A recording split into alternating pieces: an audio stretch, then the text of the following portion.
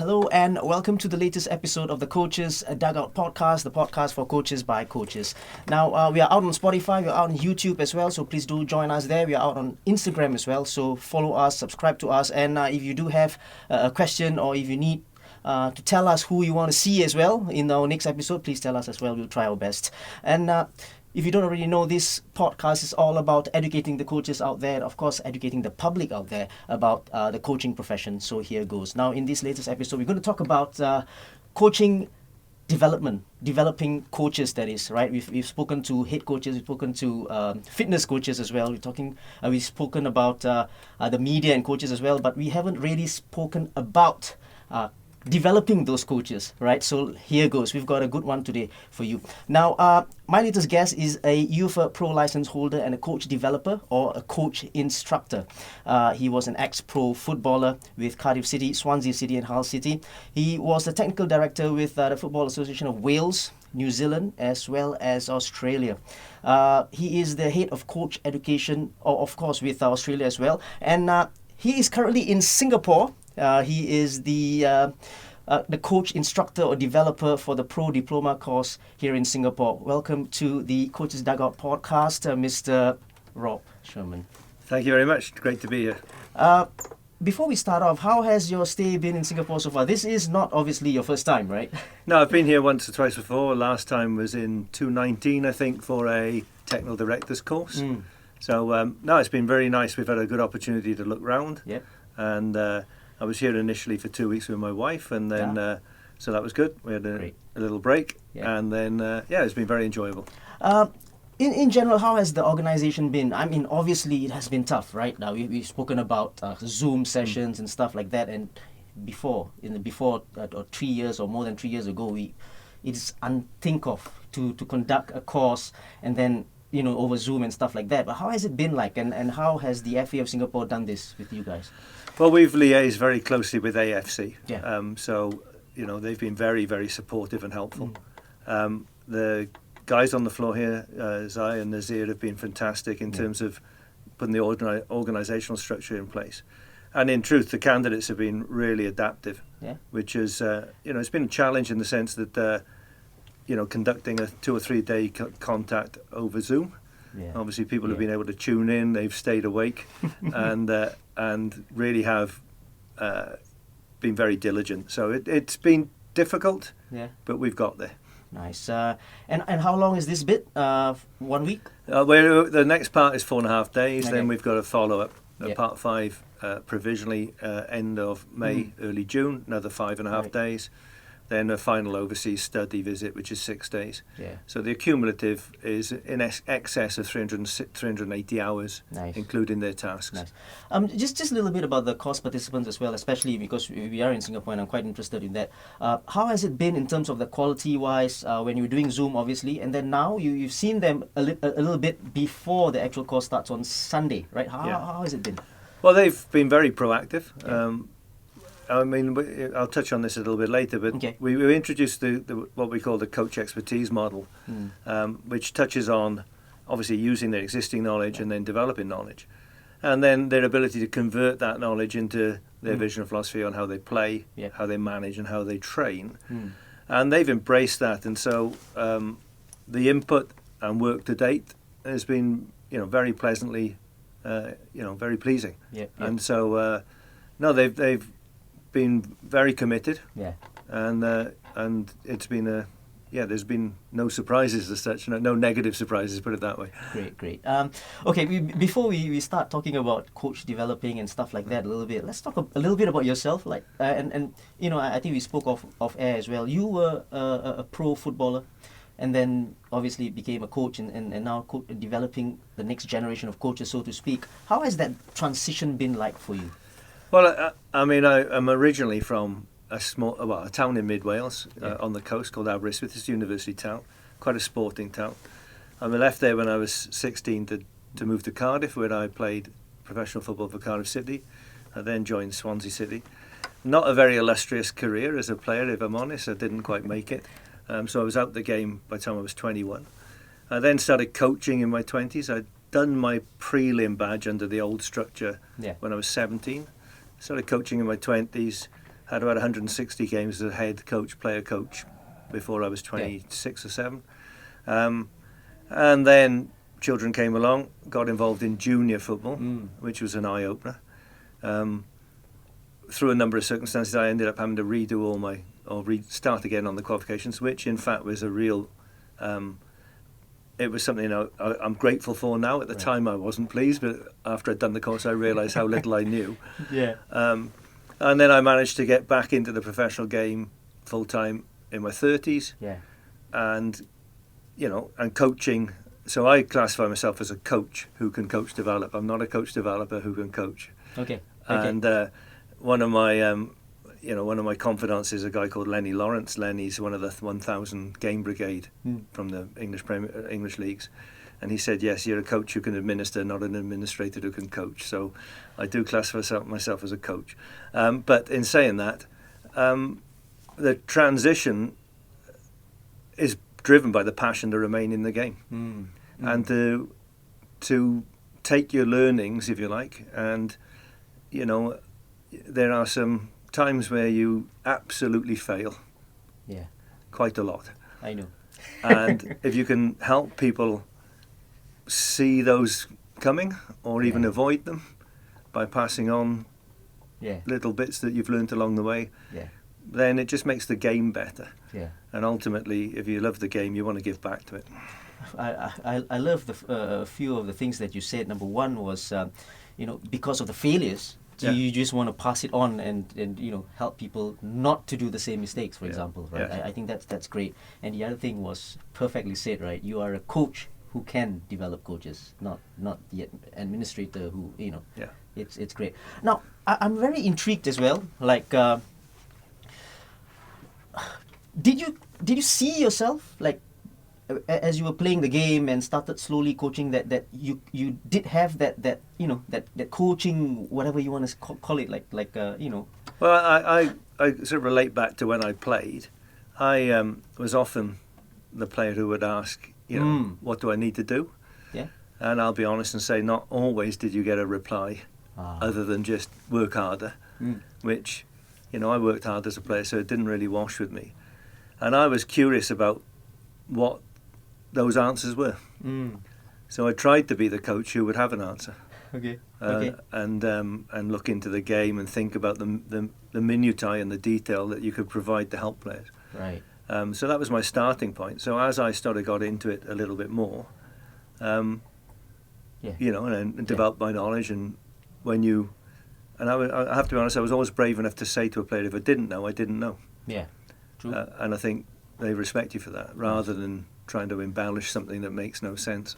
How about the step up to a coach developer? Because now you're a coach instructor, so to speak, right? Was there something that anyone can be, especially if you're a coach? I think so. I mean, I was lucky that there was a general invite put out to the staff in the Welsh FA on an upcoming course. I went along. I watched other people deliver and thought, I could probably do that. We had a little bit of training, and it I have to be honest, it came reasonably naturally. But I do think that if you have support, of peer group support and others, and you get the right type of feedback, and of course, in the culture in the UK, if you don't do something very well, the candidates will tell you. They'll ask you why. And I had a little experience in that with, I won't name names, for the next England international. I did a session, and he said, any questions, any comments? He said, I wouldn't play for you, and I actually said, I know, because I've asked you to do too much defending. And he went, yes, and I said, and actually you're right, I got that wrong. And just the fact that I admitted that, all those candidates respected you more straight away. You did admit it right there and then. Yeah. Wow. So, that reflection is, no session, no one has ever done a 10 out of 10, ever. Wow. That's an eye opener as well, because coaches who are listening in as well, and putting out sessions as well, you might always think that you're always right. You get that feeling that you must always follow this. There's no two-way kind of communication as well. Well, I think the modern player particularly has been coached from a young age. They expect to be coached. They will have questions. You need to embrace those questions. You need to clarify that they're clear. And sometimes, you might Yeah. not quite do that. Right. And ultimately, if it comes down to performance, at some stage you need to revisit that and try and get it right with the player. Right. And obviously that comes with knowledge, of course, knowledge of the game and in how you answer your participants or even players, right? Now, how important is it for our coaches, let's say in Singapore, right, to have coaches who are very knowledgeable, and that's probably where the mentors and, I think it's very important. I mean, ultimately, if they're prepared to share that knowledge and filter that down, then you grow your coaching structure. Yeah. You grow the ability for people to be contributing at their level of the game. Yeah. And we need to respect that contribution. So if someone's at grassroots, they're making a massive contribution. Yeah. Especially if they keep players involved in football. Yeah. It's not just a hierarchical because you're a pro license holder, you're more special than the mum or dad who gives up 2 nights a week on the Saturday morning. You're not. Yeah. So knowledge is key. The ability to transfer that knowledge is also key. Yeah, and I think we're going to talk about that as well in terms of the how, right? Yeah. Because that's the ability to transfer, Yeah. that knowledge that you have. Now, you've been in coaching development or a developer for a very long. How long has it been? Probably in mid-90s. So Okay. what are we looking at? 30 odd years, 28, 30 Yeah. years. Yeah. How has it differed over time? Well, I'd like to say that, I think we were very progressive in the Welsh FA in our time, and I can't comment beyond that point. It would be unfair. Okay. And I think there's a little danger, and I say this to the previous generation of coaches, a little danger that, we think we're the new guys and we invented it all when we didn't. Yeah. So I'm sure there's some fantastic coach education going on prior to that time, without any shadow of a doubt. What we tried to do in Wales, through the guidance of predominantly our head of coach education, there was a guy called Kevin Thelwell. Jimmy Shoulder was the technical director, and his assistant Mike Rigg. But it was very much, we wanted people to apply their learning. So, between part 1 and part 2 of a course, or we tried to give them tasks, and that's something that I think has taken flight and gone even further, if I'm candid. Yeah. Because, the days when you just sat on a course, got assessed on course, that's surface learning. When you have to take it back, put it into practice, I'm talking about A license particularly, Right. and then bring it back and justify what you've done or explain what you've done. Yeah. Gives you a chance to reflect on what you've done and gives a chance for the instructor to sort of probe a little bit more. And that practice certainly moves people towards, I think. Right. I like this part about where coaches can justify what they are doing, for example, because more often than not, I mean, we were talking about the 2000s maybe, right, where when I was doing my C's and B's and what have you, more often than not, when you're putting out a session, when you're being assessed, right, if in the developer or the instructor, as they were called before, as if they deem it to be maybe wrong, they would just stop you right away. They would stop you right in the middle of the session, right? And when I was over in Japan for a bit, I did the C license in Japan. It was different, they do it differently, right? So they'll just ask you, why did you do this, right? And you just justify yourself, and they'd say, okay, thank you very much. It's a different ballgame, and again, it's not criticizing any FA or anything like that, but it is like that, isn't it? So we if again in the Welsh FA, we would never really stop something unless you could see it becoming a train crash. I mean, if it was going to go that bad, if you could maybe say something would put people back on the rails and they would fix it, then you're helping them. You're not there to try and fail people. Right? But ultimately, in about the early 2000s, what we did assessment on course, but we filmed them. Okay. Yeah. And then we sat down with the candidate and went through those things and asked them why and what. Yeah. And often they couldn't justify it, but that would lean you to where you'd say, well, you need to consider that. You'll have to do this again at some stage. In Australia, what we moved towards was a more reflective practice. And some of that was, so we didn't assess on course. So on all courses, you assess post-course. So this gives you a chance to go away and reflect. I wrote up what I consider a self-reflective practice. So you would, and also we no longer gave candidates the topic. Okay. So it was based on their team, how they played, their players, against an opponent they're playing. And in that case, it becomes real. All those excuses, I don't know the players, I don't play that way, off the table. Yeah. And then they'd film it. They were supposed to review it themselves. In the form, there were some questions. And what you'd find is that those who really did do that practice well might not submit that until they're comfortable that they've got it to a place. Yeah. Or they might submit it and they get the feedback. And sometimes, people could be harsh on themselves. They've actually done a good session, but they're picking everything to pieces. But you pass them, but you give the feedback. Yeah. Other times they think it's great and unfortunately it's not. But that system, in my mind, is the most productive. If you can do it live, so post-course, they sit down with you, tell you what they're going to do and why, which is what we will be doing here with the candidates here. And it'll be a real fixture coming up against someone. Yeah. Then, obviously, you've got the chance to question them there and then, Yeah. and it's not written. Right. And you have that dialogue. Yeah. But I think that practice is a combination of self-reflection and peer group review, which is a bit more healthy than just the instructor saying yes or no, didn't do this or that. I totally like this idea of the evaluation, the self-evaluation, but as well as the video, right? Because you can't lie from the video. I think that's great, and then obviously you self-reflect from there. It's great. And technology's been a great help. In essence, you can just sync your phone, start your phone, record what you're saying, and you can sync that to your footage straight away. Relatively easy. Exactly. And so it's not as though you need expensive footage and all that, So the days have changed. And speaking about days that have changed, right? In this pandemic, it's 3 years now, going into the third year or so. Has that accelerated, like a change in the coaching education world? I think so. I mean, obviously, there's a lot more online learning. Yeah.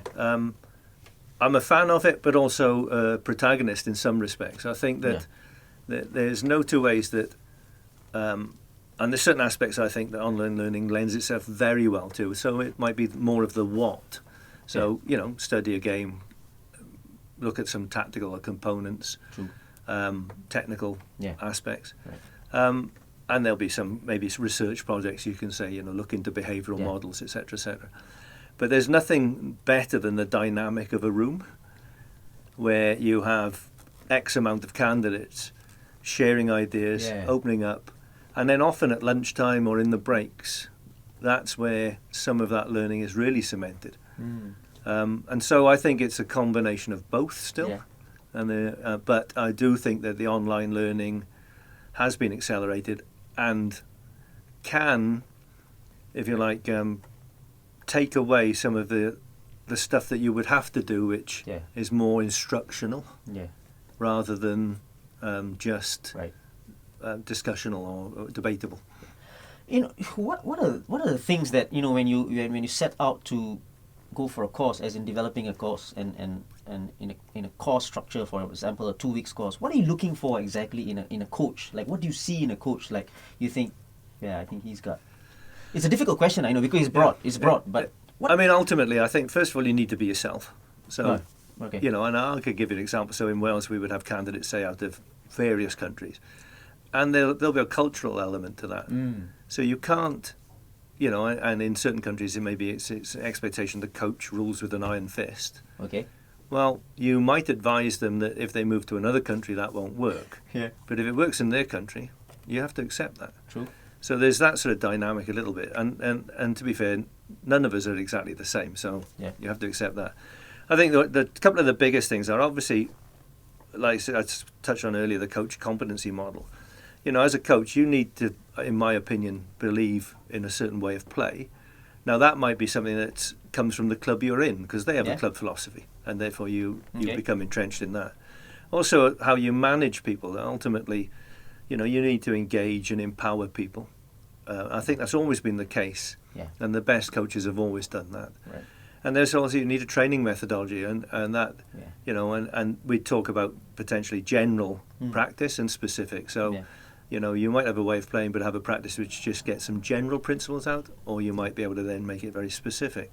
Right. The biggest factors generally in all types of leaderships are things like emotional intelligence is a big factor. Yeah. So, you know, if, you know, it might be worth doing an EI test just to find out if you are a bit narcissistic or actually, you know, and empathy is another factor. You know, the ability to put yourself in the player's shoes at that moment, at that time. Right. Because it's very easy to be perfect when you're watching. True, very true. And listen, most of it, or you take away the football side of things, it's the soft skills, isn't it? Like 100%. The man management and the empathy and you know, the emotional intelligence. That's great. Now, I think just on that, I think if the players recognise you're there for them and not for yourself, that's the biggest factor. And then that rubs on them, and then they play for you. You know, they play for yourself, of course, but they play for you as well. You know, they know that you're looking after you become them. a true team in that context. Yeah, brilliant. Now, we talk about coaching education, right? And it's continuous, isn't it? You got to upgrade yourself, or even do seminars or whatever. You know, go for formal. How is it more important than actually sitting for a formal coaching course? I think it's a combination of both, if I'm candid. I think that you know, we all have a tendency to lean towards topics we like, so you might neglect other areas. So the formal education will take you through a spectrum of learning, and then the informal, perhaps, you know, especially if you in the formal context you do an evaluation of your strengths and weaknesses, then in the informal context you can look at that. One of the biggest things for me in terms of the informal, if you're lucky enough to be in an environment where you have a little bit of peer review, not always the case, because even in clubs we tend to coach in teams and not as clubs. But if you can get someone, or you have a mate who watches you coach and vice versa, getting that peer review about things you've done well, and affirmation on that, and maybe things you need to work on, that can be really helpful. So for me, it's the whole spectrum. You can't isolate one from the other. Now let's go back to your role, Rob. How can you define your role as a coach developer? Like what are your roles specifically from, you know, when you first start out as a developer for maybe the pro license course? What is your role exactly? Well, in terms of a course, I mean, by and large, myself and a colleague in Australia, Kelly Cross, we wrote all the courses. Okay. So we will have written the thread of the course, if you like, and the structure, and then we will have developed a lot of the material. As I said, we follow a model, so there's always a reference point to which bit we're focusing on. We try not to be just a smorgasbord and chuck a load of topics out that actually. So we would always start with the match, so that we would engage people with a more analytical eye and stop becoming more of a football fan. And then that would link into a whole sort of holistic approach.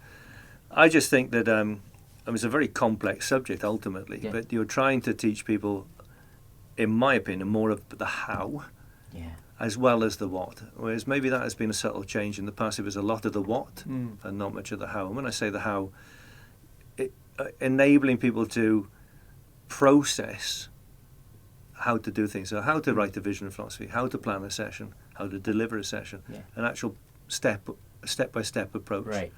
So rather than delivering a session and going, oh, it wasn't that good at the end, and people go, oh, you're a good coach, you explain what you're doing and why and when, as much as the technical, tactical aspects. Now, just to add on to that, or what Rob said, right? And we were talking about this off air as well, and it was a good discussion. And more often than not, sometimes when coaches come in for a course, when they sit in for a course, they obviously they're hungry, right? But they're so hungry for drills. Yes. You know, the what, as in, okay, what can I do for a passing drill, for example? What can I do for a shooting drill? You know, and as you know, I do the grassroots course as well, and I always tell them at the beginning, this course is not about drills, because you can find them in YouTube. You know, it's so easy. You know, you just type a drill by Jose Mourinho, for example. You just type in that, it will come out, right? But it's about how are you going to deliver that the topic, isn't it? And I think that, you know, the specifics on the how vary with the age group and the competency you're dealing with. So, for instance, in grassroots, It's more about how you engage the children, how you keep them occupied, how they don't get bored, how they're active. Yeah. Those factors, that skill set, how you give them feedback, how you keep them disciplined without, shouting, etc.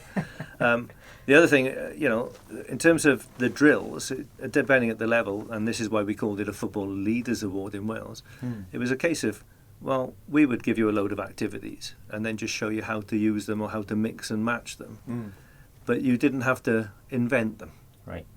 Now, as you progress, you're analysing your players, and now it's defining a football issue or something you wanted to focus on, and designing the session. Right. Well, the how comes into that then. Yeah, true. But that's part of the journey. There's nothing wrong with the copy culture to start with. Yeah. Nothing at all. Yeah. But as you progress along that chain, the create culture needs to come in. So you are moving from that copy to create mantra as a coach. Yeah. But at early doors, there are certain aspects in dealing with the people, the soft skills first, because we need to keep the young players in the game. Right. And that's how, when you said it, right, how do you talk to these kids without shouting at them? And then they'll quit football for good, right? Yeah. And we all know that's the most difficult group to take, the under 8s and under 7s and what have you. And if at the beginning of the year you have 20 players and next year the same 20 come back, you are doing a great job. Yeah, great point. Good point. Rob, for example, I've been coaching for maybe 10, 15 years, for example, at whatever age groups, and I think I might want to be a coach developer. How do I go about doing that? Well, I think obviously you speak to your national association or your regional body. Yeah. The way we obviously invited people to come in or to apply, so we wouldn't be a select process, although we would often tap someone on the shoulder and say, we think you've got the potential. Okay. I think then, you need to observe courses. Yeah. You need to, maybe the process was that you would be a support on a course, so you would actually help facilitate some of the discussions with groups. Right. And then over time, once you're familiar with the course, you start delivering some of those aspects. Yeah. And really you're mentored through the journey, not just chucked in at the deep end and said, here's the course, off you go. Yeah. Because then you become comfortable and enabled, if you like, to facilitate the learning. Yeah. In a coaching education department, so to speak, right, and where you have been, how do you keep these coach developers in the game? As in, like, do you mentor them over, like you said, you don't just have them go for a course and then that's it, you're gone, you're a coach developer, but how do you maintain that over the course of the journey? We sort of, again, in Australia, similar in Wales, we sort of almost had a revalidation process, so you had to deliver so many courses a year. You would, when you're co-delivering, maybe your co-partner would assess how you're going and vice versa and give you feedback. Right. So there are processes you can put in place that are just there to support and move people forward. Yeah. It's not always the case. You might not be resource rich, in which case you are on your own, but if you film the sessions you deliver, you film the lectures you take, and you sit down and have a look at them. I was very lucky that when I was based in Cardiff, I was the area coach in Cardiff, we had a university there that did a lot of sports orientated degrees, and so students would ask if they could come and film. And it's very sobering sometimes to see yourself on camera. Yep, of course. And you soon realise all your faults. Exactly. I know, obviously, hopefully recognise some of your good bits, but the mechanisms need to be there for continual development from a coach developer. Is there a mentorship program for coaches? Let's say if they've gone for a C license and they've passed it, right? Is there a mentorship? Because some of them don't have maybe a team to train, for example, right? And so they're not using whatever they've learned. Yeah. No, there isn't. And I think that'll be very much down to the club they're in, or the region they're in, or the association they're in. Right. I think this is a danger that people fall out of the game through no fault of their own. Maybe they go from where they've got 8 age groups in a year to 4. Right. Then they're redundant the following year. Right. And I do think that mentorship, the coaching fraternity needs to help each other. Yeah. It's fundamental in my opinion. Right. But I think that's self-driven. That's driven within the organisation more than a national body determining that. Right. Now, before we go, Rob, I just want to talk to you about a little bit about I think we spoke about this off air as well, about the FA and the technical director, because you've been a technical director in Australia and New Zealand and Wales as well, right? How do you put out I don't know, what is it, the philosophy of the nation, or how do you go about starting that, from scratch maybe? Yeah. Well, I think, often, associations haven't always had that. I mean, some have. You'd look at the Dutch, for instance, and probably one or two others. And so someone might have come in at some stage and implemented that. You'd like to think they might have gone to the football fraternity and had discussions and arrived at something. So it's a bit more of a unilaterally agreed, but not always the case. And then obviously it's how you evolve that. So from its very simple beginnings, how do you make sure that it's translated well, interpreted well? Yeah. I think the biggest challenge then for a technical director is if you then go into an environment, is you don't throw out the baby with the bathwater. Like you improve, but you don't necessarily wipe things off the table. Yeah. And as you know, I mean, in a lot of environments, and football's no different, in terms of you'll be seen to be doing your job. Yeah. People think they have to make radical change, whereas actually you probably need to make. You might need to do that, but other times you just need to make minor adaptations to move the thing forward. Right. So that process of review and the like is key. Right. And of course, you have to recognise there are some prejudices that some people just didn't like the previous guy or whatever the case may be, and therefore don't support something which is valid. Right. And there's always politics. Yeah, right. Rob, thanks for being here. But before you go, do you have any advice for aspiring coaches? Maybe coming up the ranks and they really want to, start coaching and give back to the community, so to speak. Well, I think first of all, get involved. Secondly, go and do a course. Go and do the formal bit, because it will give you some tools. There's only a shadow of a doubt.